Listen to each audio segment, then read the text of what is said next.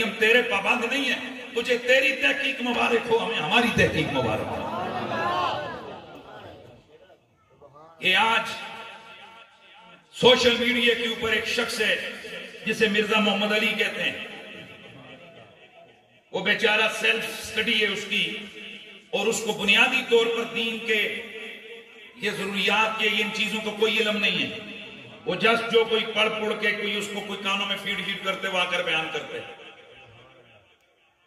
اس کو بھی میں متوجہ کر کے کہنا چاہتا ہوں خدا کا خوف کرو، ضروریات دین کو ضروریات دین سمجھو، ضروریات اہل سنت کو ضروریات اہل سنت سمجھو، اور ظنیات محتملہ محکمہ اور ثابتات محکمہ ان کے اندر فرق کرو، اور اس کے بعد آ کر اپنی لمبی لمبی جناب تقریریں چاڑو۔ میں اس تحقیقی چیزوں پر اٹھ کر تم فتوے ٹھوکتے ہو، کہتے ہیں جی کہ میں نہیں مانتا کہ غوث پاک نے ڈوبا ہوا بیڑا ترایا ہے، انا میں نہیں ماننا۔ میرے غوث پاک رضی اللہ تعالیٰ عنہ فرماتے ہیں کہ میں نے اپنے مریدوں کی لسٹ کو دیکھا تو مجھے اپنے مریدوں میں ایک بھی جہنمی نظر نہیں آیا۔ بولے جیڑا بولے اس واسطے میں نہ لیلا پڑ دینا، میرے مریدوں میں ایک بھی بندہ جہنمی نہیں تھا۔ کیوں؟ رب تعالیٰ نے عبد القادر جیلانی کی صحبت، ان کی قربت کی وجہ سے، ان کی دل رکھنے کی وجہ سے کہہ دیا عبد القادر مرید تیرا ہوئے میں انہوں جہنم دی آگ چے سٹاں، میرے تیرے پیار دیاں انہاں جڑیاں بندن دینا انہوں گوارا نہیں ہے، میرا وعدہ ہو گیا سر پہ آیا، جیڑا تیرا ہے وہ میرا ہے، جیڑا تیرا ہے انہیں جنت سے جانا ہے۔ غوث پاک فرماتے ہیں اللہ نے جو مجھ میں کرم کیے ان سارے کرموں میں سے بڑا کرم یہ تھا کہ رب تعالیٰ نے مجھے خوش کر دیا یہ کہہ کر کہ اے عبد القادر جیلانی جو تیرا مرید ہے وہ دوزخ میں نہیں جائے گا۔ ادھر صرف اس امت کے ولیوں کا نہیں، ہر امت کے ولیوں کا سردار سمجھ کر، کیونکہ اعلیٰ حضرت نے لکھا ہے کہ مولا علی کو رب نے یہ شان عطا کی ہے کہ اس امت کے ولیوں کو بھی مہر ولایت علی لگاتا ہے، پچھلی امتوں کے ولیوں کو بھی مہر ولایت علی لگاتا ہے۔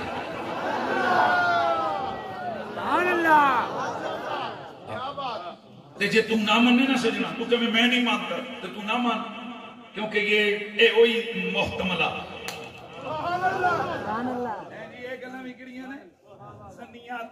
محتملہ جی مان لے تو چنگی گل ہے، جی نہیں منتا تو میں تینوں کچھ نہیں کہتا۔ پر آخر ایک ہی روٹین ہے کہ ہر گل علی ولی نہیں مننی۔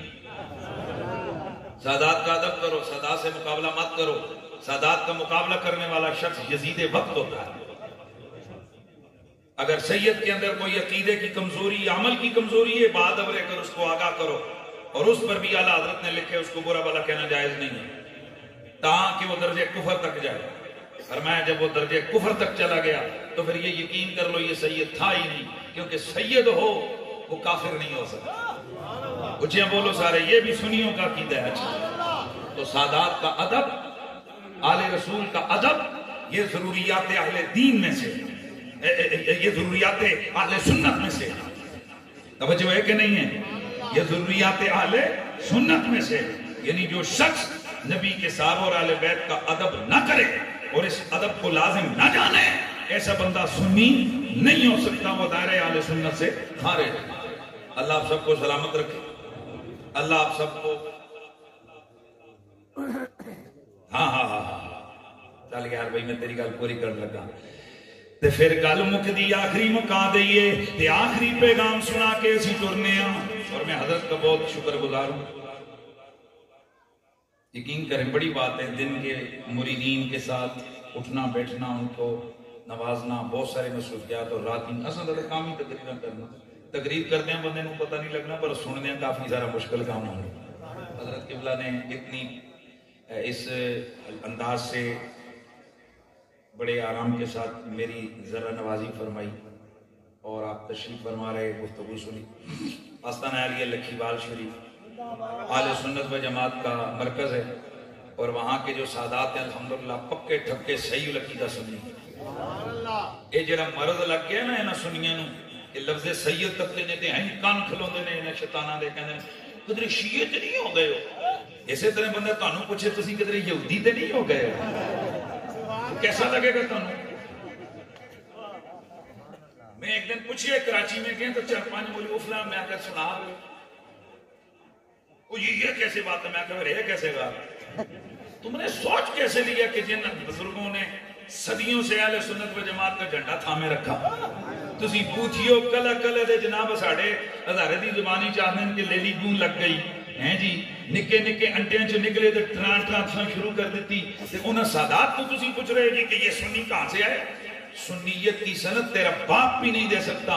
سنیت کی سند دیتے دیتے دنیا سے عبد القادر جیلانی گیا ہے، مہر علی شاہ گولڑ بھی گیا ہے، معین الدین چشتی اجمیری گیا ہے، داتا علی حجویری گیا ہے، اور یہ سارے کے سارے سید پتر ہیں.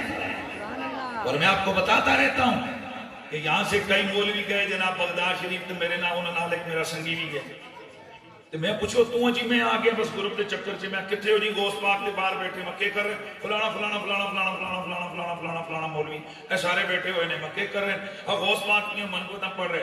میں آخر تیرے تے واجب تے تن قسم ہے انہاں دے کول جا کے آگ جی ایک بندہ کہہ رہے ہے کہ پترو جتھے جاسو حکومت علی نے بچیاں دی لوے گی، جتھے جاؤ گے حکومت علی نے بچیاں دی لگنی ہیں. بغداد جاؤ گے حکومت علی کے بیٹوں کی، نجف جاؤ گے، کربلا جاؤ گے، داتا اجمیری جاؤ گے، اجمیر شریف جاؤ گے، جدھر جاؤ گے تمہیں فیض کے خزانے بہاتا ہوا کوئی حیدر کرار کا بیٹا ہی ملے گا. اس واسطے یزید نہیں بننا، یزیدی بھی نہیں بننا، حسینی بننا ہے. میرے نبی کی جگر کے ٹکڑا بیٹی کائنات میں اللہ نے انہیں اتنا پاکیزہ بنایا کہ گناہ پر ہونا یا خطا پر ہونا یہ تو دور کی بات، میرے نبی کی بیٹی جس راستے پر چلتی تھی خطا وہ راستہ چھوڑ کے بھاگ جاتی تھی. انہیں لوگوں کی تنگ نظری تک ہو شاہ جی کے لیے. ایک دن میں نے یہ بیان کیا تو کلو مولویوں نے چٹ آ گئی، یہ کہنا کہ ان کا صحیح ہو سکتا ہے کہ وہ جس راستے سے جاتی ہیں خطا وہاں سے بھاگ جاتی ہے، اس سے تو پھر مسئلہ عصمت سمجھ آتا ہے. میں آخیا جی اے دسو کہ حضرت عمر جس راہ تو جاون شیطان اور رستہ چھڑ کے نس جاندہ ہے. میں جی اس کے کہنے کی کہنے نہیں، یہ تو پھر روایتوں میں موجود ہے نا، میں اتھو عصمت ثابت نہیں ہوئی. کیونکہ گناہ کی طرف بندہ مائل، خطا کی طرف بندہ مائل وسوسہ شیطان کی وجہ سے ہوتا ہے.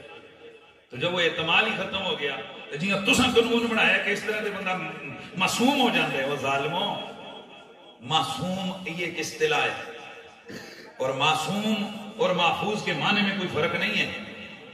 البتہ یہ ایک محض اعتباری فرق ہے کہ یہ